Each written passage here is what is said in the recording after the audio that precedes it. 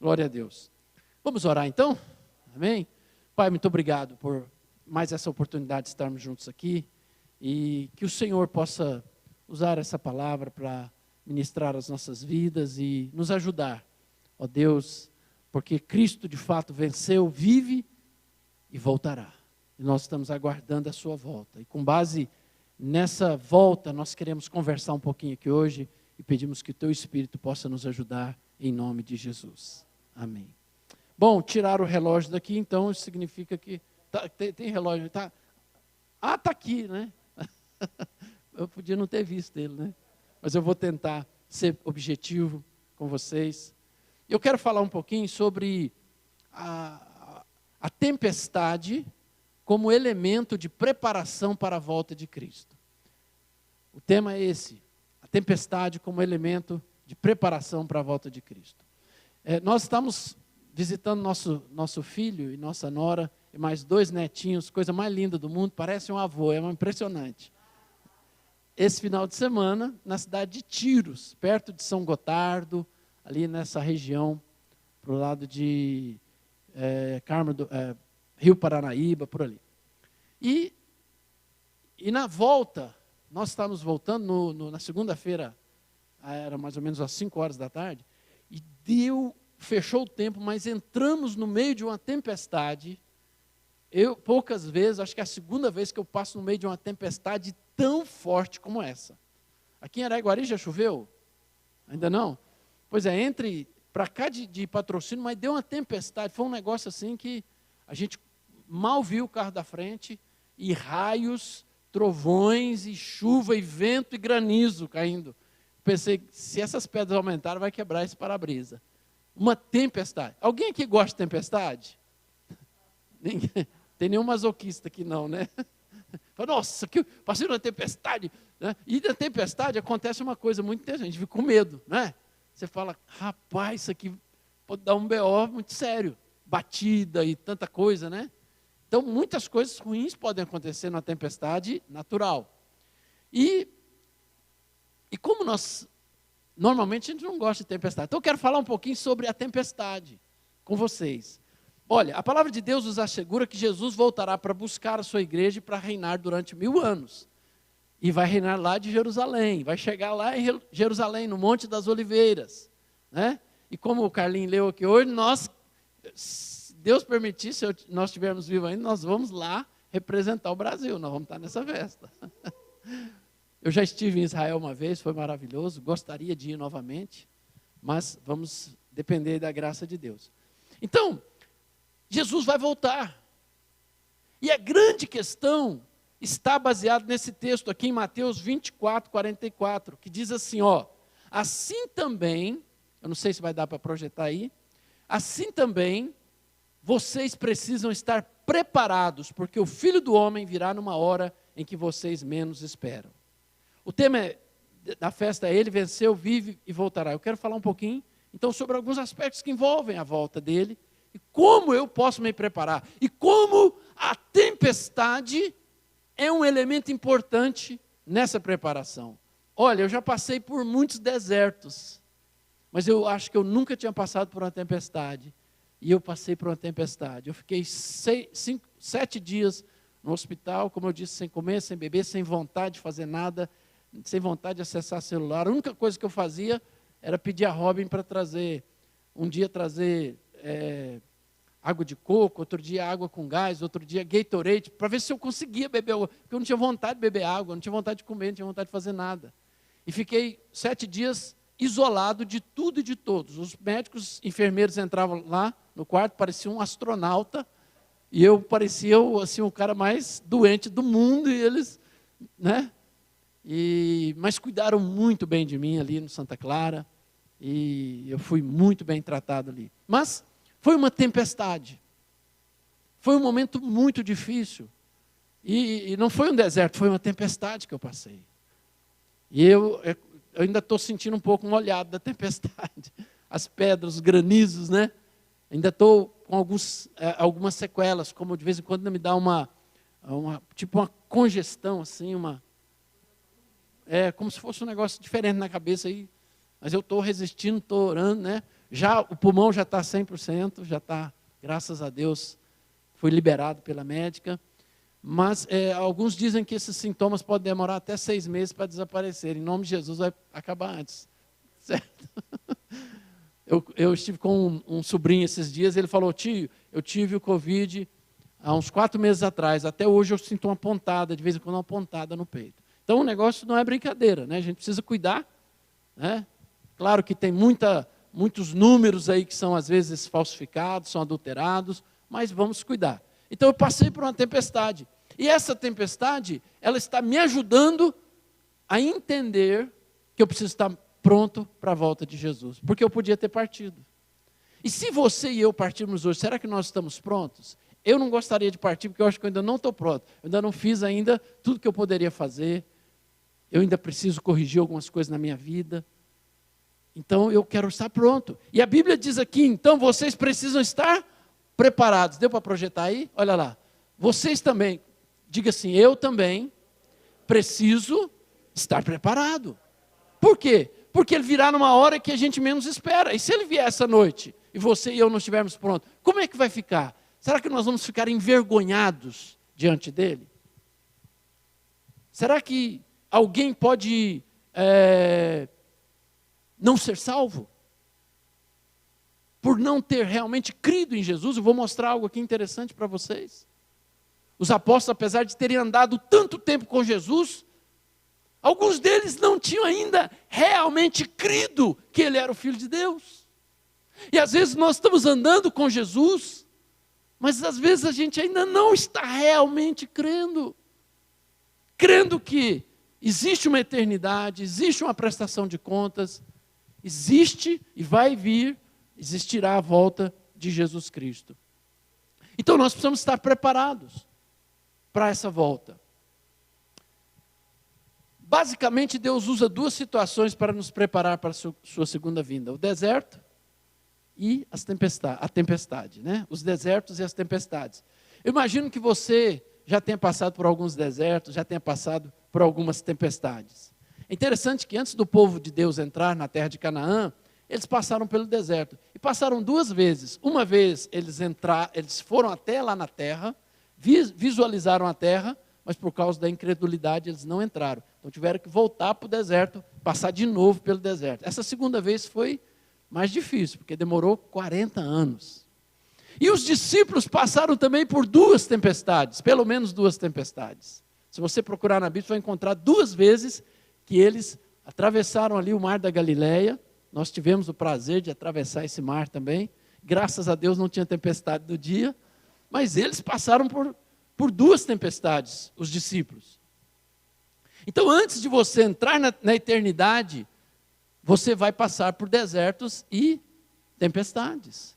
Vai acontecer coisas na nossa vida, porque o deserto e a tempestade são importantes para nos preparar, para fortalecer a nossa fé, para nos ajudar a entrar bem na eternidade. A Bíblia diz para que seja amplamente concedida a entrada na eternidade. Ninguém precisa entrar na eternidade apertadinho, né? Alguns como que pelo fogo. Tem gente que vai entrar no céu cheirando queimado, né? Passou a chama do inferno, passou perto. Às vezes, nossa, foi por um triz que eu não... Né? Mas a Bíblia diz que quando você é preparado, vai ser amplamente, as portas vão estar abertas, totalmente abertas, para você entrar no reino de Deus, na eternidade. O deserto e a tempestade fazem parte da vida cristã. É no deserto que Deus vai abrir rios e caminhos para você e para mim. Isaías 43:19, a minha querida esposa, que continua apaixonada por mim, graças a Deus, né? E eu por ela, compartilhou na célula essa semana esse versículo, Isaías 43:19. Eis que faço uma coisa nova, agora sairá a luz, porventura não a percebeis? Eis que porei um caminho no deserto e rios no ermo. Cada pessoa tem o deserto ou a tempestade, não que merece, mas que precisa. Se Deus nos permite passar por tempestades ou por desertos, é porque a gente precisa. Aquilo é importante para nós, eu vou te mostrar isso aqui. Então, às vezes a gente pensa, não, o diabo está me atacando agora, porque agora eu estou... Não, o diabo, ele pode até te atacar, mas ele não pode fazer nada sem a permissão de Deus. No fundo, ele é um servo de Deus. Um mau servo, mas é. Então, é muito importante que nós entendamos que quando eu estou no deserto, por exemplo, é ali que Deus vai abrir um caminho, é ali que Ele vai abrir um rio para você. Então o deserto é fundamental. Você sabia que Jesus teve a experiência do deserto? Ele foi para o deserto. E como eu vou falar aqui, já vou adiantar, Jesus, ele foi no deserto e ele teve que enfrentar, não demônios, mas o próprio Satanás. O próprio Satanás. Então, se Jesus foi para o deserto, eu também vou. Se Jesus passou por 2 tempestades, eu também vou passar. Faz parte. Às vezes a gente pensa, não, agora eu sou cristão, agora eu passei a fazer parte, não da igreja, mas das organizações Tabajara. Seus problemas acabaram. Quem aqui lembra das organizações Tabajara? Seus problemas acabaram. Tem gente que acha que agora eu converti, nunca mais vou ter problemas. Eu não vou passar por tempestades, por situações difíceis, por desertos. Deus sempre vai estar comigo. Mas nós precisamos entender que é necessário que a gente passe por isso. O deserto ou a tempestade podem nos ser apresentados como uma doença, um problema financeiro, o desemprego, problemas familiares, uma perda significativa e outras situações difíceis de enfrentar. Não que signifique que você vai passar isso porque você está em pecado. Por exemplo, se eu começar a sair gastando dinheiro todo jeito, trocando de carro todo ano ou todo mês, eu vou entrar numa situação financeira terrível. Aí eu vou dizer, não, Deus está me passando por uma tempestade, os cobradores estão tudo na minha porta, que tempestade. Uma tempestade de cobradores, né? Não, aí não. Aí é um pecado que a gente comete, é um erro. Aquela tempestade é baseada num erro que a gente... Agora, nós estamos falando de tempestade que Deus manda para você. Você fala, Humberto, mas Deus vai mandar a tempestade? Vai. Eu vou te mostrar, vou te provar que Ele vai mandar você para a tempestade, ou para o deserto, ou para os dois. É necessário. É importante lembrar que no deserto e na tempestade enfrentaremos diretamente a ação de demônios. Ali a gente vai se deparar com demônios. Numa das noites que eu estava lá no hospital, de madrugada eu tive uma guerra espiritual muito forte. Foi uma presença maligna, um negócio assim, uma guerra espiritual. E aquilo me assustou, porque eu não imaginava que dentro dessa tempestade eu ia ter um confronto com o mundo espiritual. E eu me lembrei que Jesus teve um confronto no seu deserto com ação maligna, né? Com ação de demônios, a própria ação de Satanás. E 1 Pedro 4,12, olha o que diz aqui, para você entender isso e eu também. Diz assim, amados, não vos assusteis com a provação que surge entre vós como fogo ardente, com o objetivo de provar a vossa fé. Não entendais isso como se algo estranho vos estivesse acontecendo. Então, às vezes, você está no deserto, ou você está passando por uma tempestade, que é o que nós vamos falar um pouquinho agora, e você fala, meu Deus, o que está acontecendo? O que é isso? Eu não estou entendendo. E eu falo isso porque eu falei isso para Deus. Falei, Deus, o que está acontecendo? Que tempestade é essa? Eu nunca passei uma tempestade tão complicada igual essa. E aí a Bíblia está dizendo, não fica desesperado, como se alguma coisa estranha, fica tranquilo. Deus está no comando, como nós vamos ver aqui. Mas nós somos humanos, nós sentimos, nós passamos, nós temos medo. O deserto e a tempestade, olha só, não são para nos punir, mas têm um objetivo didático, de nos ensinar lições importantes para a vida e nos preparar para a vinda de nosso Senhor Jesus, o nosso Yeshua. Amém? Então, a tempestade e o deserto são para nos preparar. Talvez você está aqui hoje, está passando por um deserto. Eu posso te garantir que se você não passou por um deserto ou uma tempestade, se você já não passou, você vai passar. Alguém aqui já passou por um deserto ou uma tempestade? Levanta a mão, deixa eu ver, bem alto, deixa eu ver. Olha só, a maioria. Quem não passou não é má notícia não, viu? Mas Jesus te ama e vai te dar uma tempestade ou um desertozinho. Ainda que seja um desertozinho, vai te dar porque é importante para nós. Agora, a base para se sobreviver a um deserto ou uma tempestade é a fé nas promessas de Deus. Porque a hora que você está numa tempestade, não tem nada que você pode fazer. No deserto não tem nada que você pode fazer. Você não tem opção, você não tem o que fazer. Somente a fé nas promessas de Deus. Nós vamos ver isso aqui. Vamos ler rapidamente, então, Mateus capítulo 14, versículo 22 até o 36. Nós vamos começar, vamos ler versículo por versículo para a gente ganhar tempo. Eu quero usar isso aqui como... não é um texto alegórico, mas nós vamos usar essas experiências dos apóstolos de Jesus para trazer para a nossa realidade e usar a tempestade como algo que vai nos ajudar a nos preparar para a volta do nosso Senhor. Versículo 22 diz: logo em seguida, Jesus insistiu com os discípulos para que entrassem no barco e fossem adiante dele para o outro lado, enquanto ele despedia a multidão. Essa versão é muito tranquila, né? Jesus insistia. Na sua versão pode estar escrito desse jeito: Jesus compeliu a entrar no barco. E existe uma outra versão que eu gosto muito, que ela diz assim: Jesus os obrigou. Às vezes alguns autores querem assim fazer um negócio mais... Os discípulos vão para o Senhor, mas rapaz, estou mandando, entra nesse barco aí. Senhor, mas entra, rapaz, entra logo, vamos, estou mandando, eu sou o Senhor. Esqueceu? E aí os discípulos entraram, o mestre mandou, e o mestre ficou para trás. Então ele mandou o pessoal subir, 22 por gentileza. Ele mandou o pessoal entrar no barco e fossem adiante. Aí eles pensaram: e o senhor, como é que o senhor vai? O senhor vai de que? Avião? Né? Não tinha avião na época. Como é que o senhor vai? Vai pegar um... E ele falou: vocês vão para o outro lado. E ele não foi.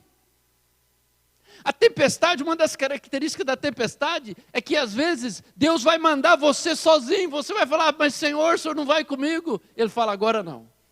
Agora você vai sozinho. E gente, não tem coisa pior para a gente passar momentos que você não sente que Jesus está com você. Não existe coisa pior. E ele pega os apóstolos e fala: vocês precisam passar por isso, vocês precisam ficar sem mim um pouco. Vão! E ele os obrigou a que entrassem no barco. A Bíblia diz que Jesus queria curar muitas pessoas do outro lado, na região próxima a Cafarnaum, e também dar uma experiência de crescimento espiritual e de revelação para esses discípulos. A tempestade não é para te fazer mal, é para te revelar mais de Cristo. É isso que eu estou aprendendo com a minha tempestade. Espero que seja a última. Mas, como falei, né, tem muitas áreas que a gente pode passar por tempestade. Então, para isso, Jesus permitiu uma situação muito complicada. E às vezes a gente vai entrar em situações complicadas porque Ele está mandando. Ele está mandando a gente passar por uma tempestade. É Deus quem está permitindo, é Deus quem permite que nós passemos por uma tempestade. Essa pandemia, não foi Deus quem criou, mas Ele vai usar essa pandemia para alguns de nós termos algumas experiências interessantes.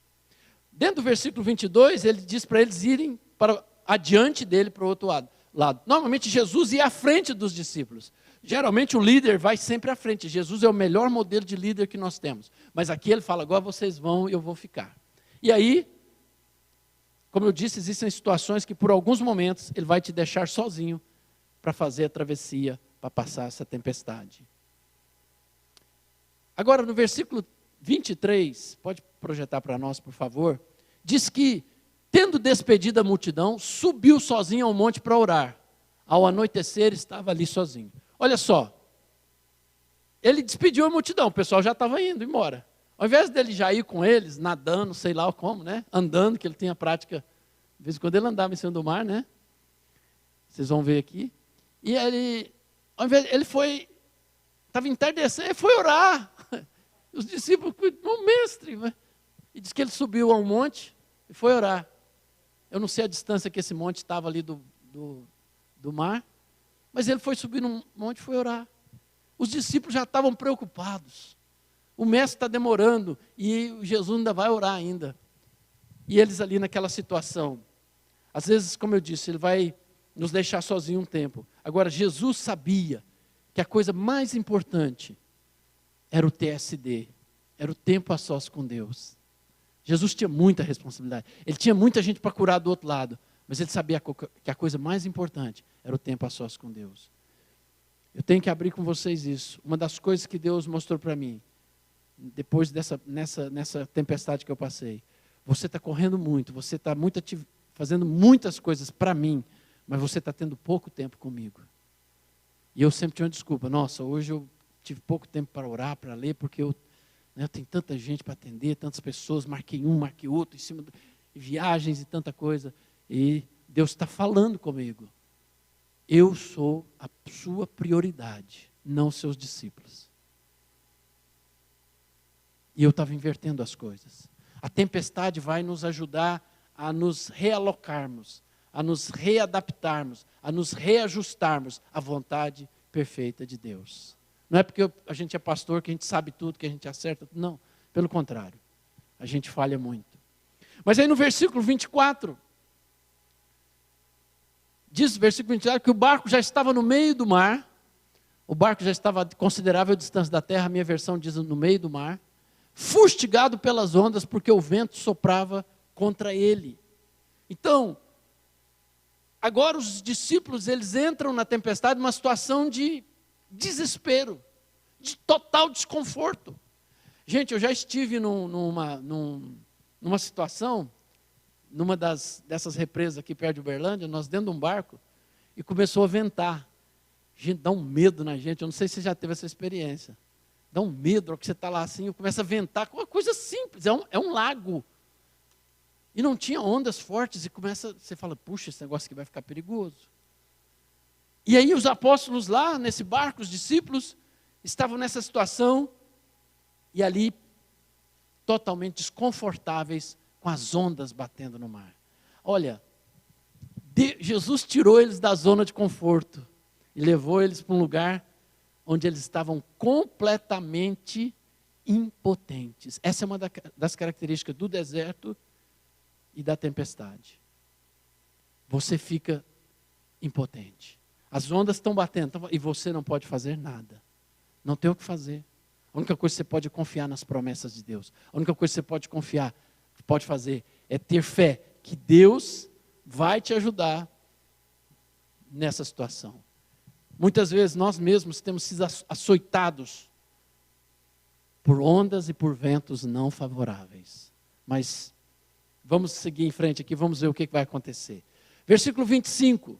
Olha que interessante isso aqui. Eu não tinha visto isso. A gente vai estudando, você vai, poxa, descobri um negócio aqui. Talvez você já sabia ou não. Mas à quarta vigília da noite, dirigiu-se Jesus para eles, andando por cima do mar. Sabe qual era a quarta vigília da noite? Às 3 horas da madrugada. Lembra que Jesus despediu os discípulos, estava entardecendo? Olha que hora que ele foi encontrar com eles. Gente, já pensou? Pelo menos 9 horas de sofrimento, de batalha, de luta, de desespero. Meu Deus, esse barco vai afundar, nós vamos morrer todo mundo.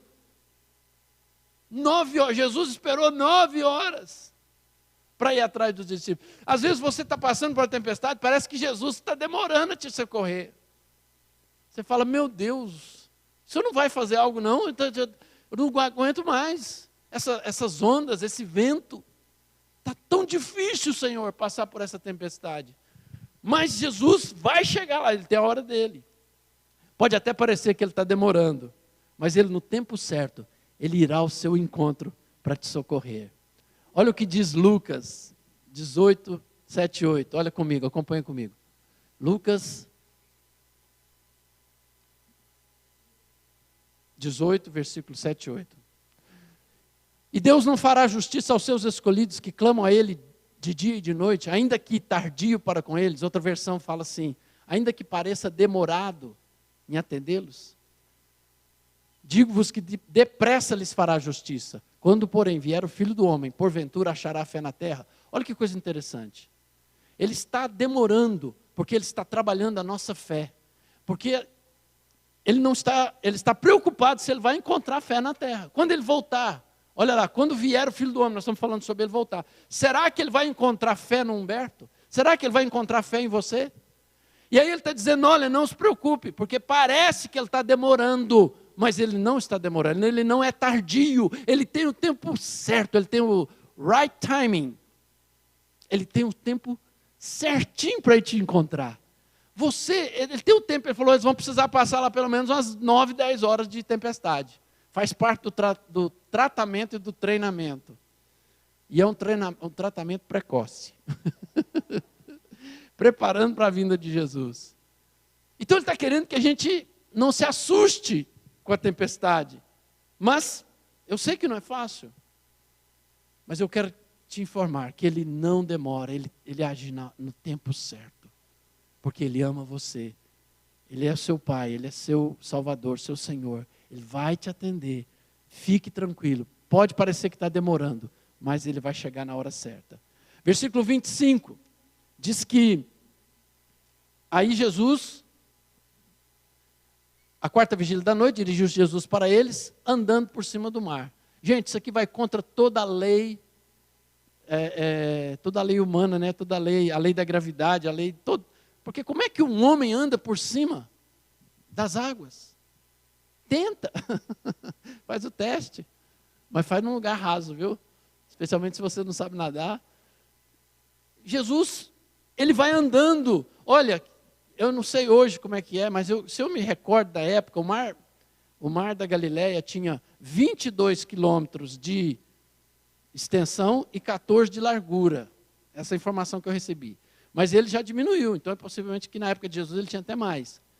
Então, nós não estamos falando de 100 metros, 200, não estamos falando disso. Nós estamos falando de um lago que, quando eu estive lá em 2006, tinha 22 quilômetros de extensão. Não sei se vocês têm essa informação melhor, 14 de largura. Então, imagina que Jesus você andar 5 quilômetros, né? Às vezes ele andou 5, 8 quilômetros para chegar até eles. Não é uma coisa... E andou esse tempo todo em cima do mar. O mar na Bíblia tem um significado...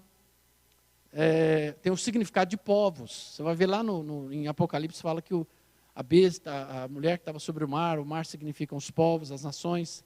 Mas também tem um significado alegórico de tribulação, de instabilidade, de caos e de manifestações de forças malignas, forças ocultas, forças diabólicas. O mar tem essa conotação, esse sentido. Então, Jesus andando por cima do mar, está mostrando para nós que o Senhor, o seu Salvador, ele não está sujeito às intempéries desse mundo, aos caos desse mundo, às tempestades desse mundo. Ele anda por cima. A tempestade não o pega, não o afeta. O seu Deus não é afetado. Você fala, rapaz, estou passando por uma tempestade, e Deus não aparece, ele deve estar no meio dela também, sofrendo. Jesus, acho que vou até ajudar Jesus lá um pouquinho, porque deve estar... Não, ele anda por cima da tempestade, ele anda por cima do mar. E a Bíblia diz que no versículo 26, os discípulos, quando viram Jesus, se assustaram e gritaram com medo. É um fantasma, olha lá. É um fantasma. E gritaram com alegria, né? Fantasma aqui, eu acho que o cara quis ser bonzinho, mas fantasma, ele pensou, é um demônio, é um capeta, é uma assombração. Na minha época tinha esse negócio de assombração, eu morria de medo de ver uma assombração. Nunca vi, não quero ver também, mas hoje eu não tenho medo mais. Mas eu morria de medo. E eles viram e falaram, não, porque como é que você vai falar que é um homem andando nas águas? Não existe, eles nunca experimentaram isso. Mas aí Jesus vem e eles gritam, é uma assombração. Sabe, às vezes nós estamos passando por tempestades. E a gente acha que pode ser um demônio que está no controle dessa situação. Mas o controlador de toda a nossa vida é o Senhor. Não podemos confundir o Senhor com o demônio. Não podemos achar que ele perdeu o controle. Pode ter até ação de demônios, mas ele está acima dessa ação maligna. Não é o diabo quem está dando as cartas na vida dos filhos de Deus. Amém? Não é o diabo que vai cuidar de você ou destruir você. Ele não pode fazer nada, não pode te tocar. A não ser que Deus permita, como permitiu tocar em Jó. Versículo 27, Jesus se aproxima deles e lhes diz, tem de bom ânimo, sou eu, não tem mais. Chega esse momento que Jesus, se aproxima ali do barco e fala para eles: olha, pessoal, fica firme, não desanime, não desanimem, sou eu. E é importante você saber que Jesus estará sempre com você, mesmo que ele pareça demorado em te atender nas suas lutas, nas tribulações, nas tempestades. Ele não te deixará sozinho. Hebreus 13, 5, a parte B do versículo, ele diz assim: eu nunca te deixarei, jamais te abandonarei. Jamais. O Senhor nunca vai deixar você. Você fala: Humberto, mas eu não mereço. Eu sei, eu também não. Mas Ele não nos abandona, não é porque nós merecemos, mas porque Ele nos ama, porque nós somos importantes para Ele, nós somos a obra-prima das suas mãos. Sim, a nossa pintura está um pouco arranhada, é verdade, mas nós fomos criados por Ele e para Ele. Amém? Então fique firme, não desanime, Ele não vai te deixar. Mesmo que a tempestade parece que vai destruir tudo, vai acabar com tudo. E aí no versículo 28 e 29, olha o que diz aí. O Pedro fala para Jesus: Senhor, se és tu. Ele ainda tinha dúvida se era Jesus, né? Se és tu, e vai que é uma assombração mesmo, né? Um fantasma. Se és tu, manda-me ter contigo por cima das águas. O versículo 29. E ele disse: vem. Pedro, descendo do barco, andou sobre as águas para ir ter com Jesus. Às vezes a gente critica Pedro, né? Porque era um cara assim. Então, dizem que Pedro não era sanguíneo, diz que ele era hemorrágico, né? Então, os caras lá tudo morrendo de medo e tal. Eu quero, se for o Senhor, deixa eu querer. Eu falei: rapaz, no meio de uma tempestade, está uma tempestade, você quer pisar, andar no mar, você é doido, Pedro. E Pedro pede para Jesus, e Jesus chama Pedro. Olha, na tempestade o Senhor vai te chamar para você ter experiências com Ele. A tempestade não é para te desanimar, é para você ter experiências com Jesus, para você aprender a andar sobre as águas, para eu aprender a andar sobre as águas, para nós aprendermos a andar sobre as circunstâncias difíceis que muitas vezes nos alcançam. Mas diz o versículo 30, que Pedro, sentindo o vento forte, teve medo. Queridos, deixa eu dizer uma coisa para vocês. Nós somos seres humanos, nós temos medo. Às vezes acontece. Você fala: Humberto, você teve medo de morrer em algum momento lá? Sim. Ainda mais quando a respiração ficou um pouco mais curta. Você fala: o que está acontecendo? E aí puseram dois catéterzinhos no meu nariz com aquele oxigênio. Oh, que trem bom aquilo, viu? Geladinho, gostoso. Eu estava com 25% do pulmão comprometido. Aquilo, fiquei 2 dias com aquilo. Aí no segundo para o terceiro dia, o médico falou: não, você já tá melhor, não precisa disso não. Aí à noite, eu olhei para os lados assim, não tinha ninguém no quarto. Eu fui lá e liguei o negócio. Para dormir, sabe? Aí dormi, que beleza. Não tinha ninguém olhando mesmo, eu mesmo liguei. Mas eu liguei do jeito que eles tinham ligado lá. Acho que meio ou um daquela. Aí, mas foi gostoso. Aí não pode viciar naquilo, né? Apesar que é oxigênio puro, mas a gente sente medo. Pedro sentiu medo, porque ele pisou e o vento bateu e de repente ele começou a ir para o fundo.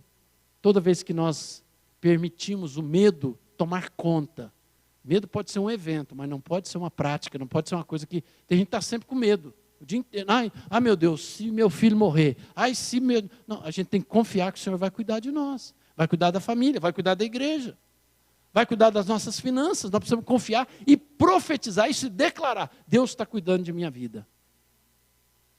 E Pedro então sente o medo forte, o medo grande, e ele tem medo de morrer. Olha, de fato, a tempestade pode matar alguém espiritualmente, se ela não confiar, se ela não pedir ajuda. E Pedro, inteligentemente, ele clama ao Senhor: Senhor, salva-me.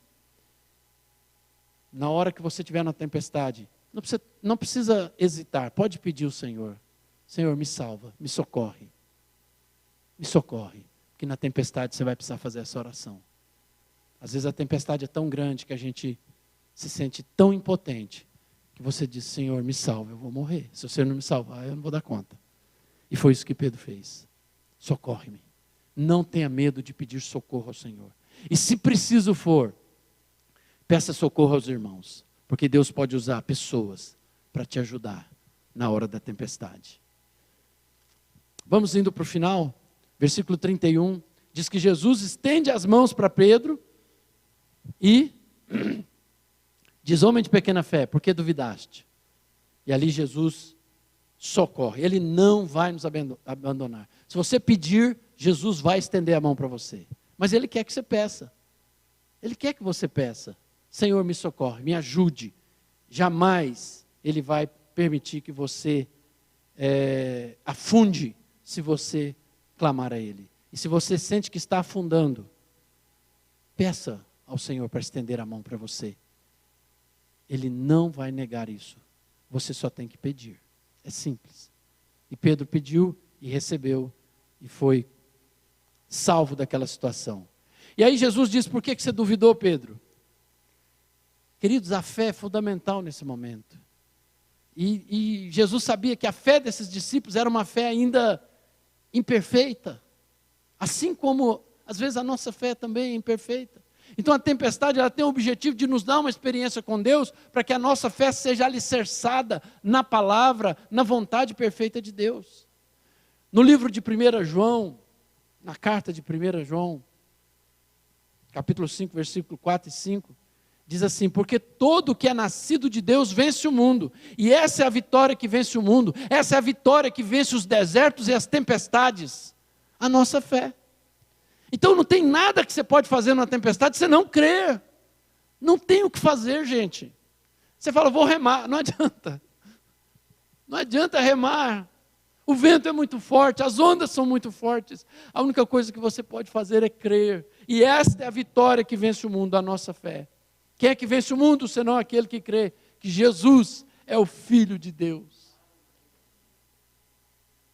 Se você crê que Jesus é o Filho de Deus, se você lança sobre Ele toda a sua confiança e esperança, a esperança e a confiança no Filho de Deus, então você vai vencer, você vai passar pela tempestade. Está difícil? Continue crendo.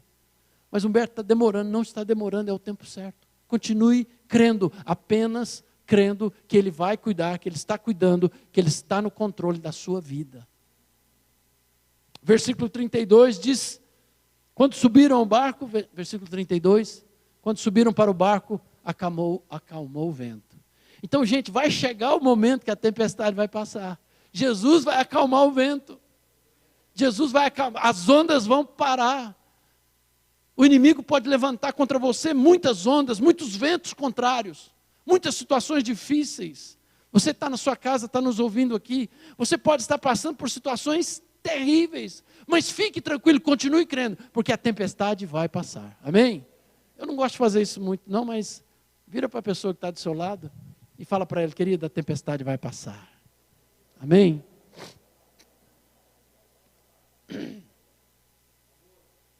Agora o versículo 32, eu gosto muito dessa parte aqui do versículo. Gente, olha o que diz aqui, ó, versículo 32.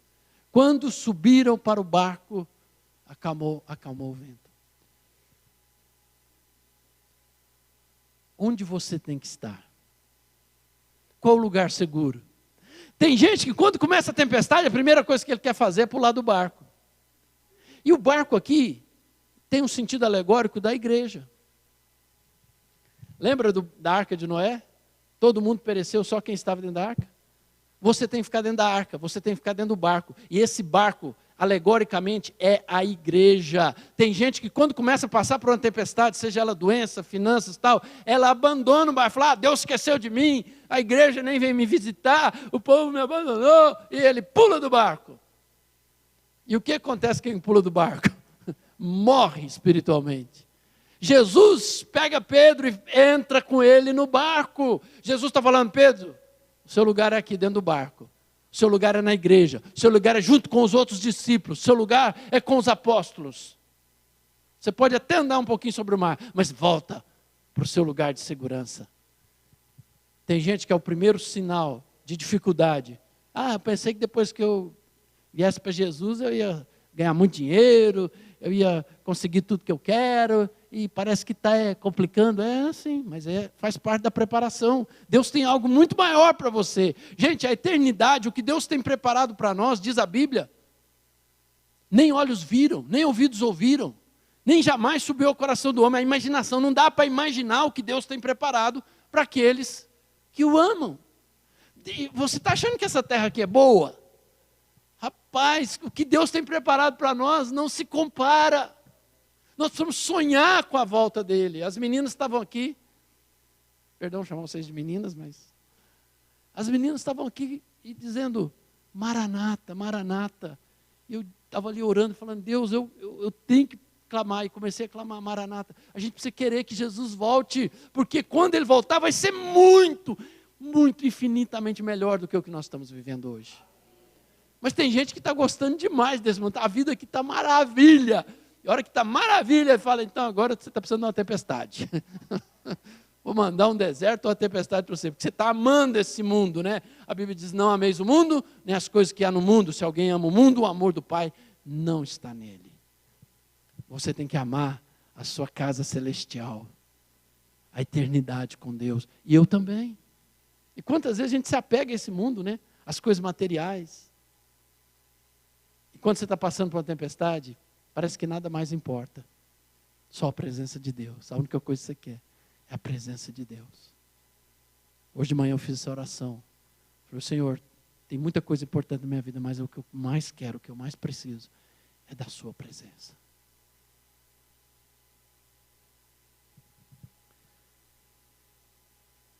A igreja é o lugar mais seguro que Deus te deu, junto com os irmãos, onde vão animar sua fé. Hebreus 10, 25 diz, não abandone a congregação.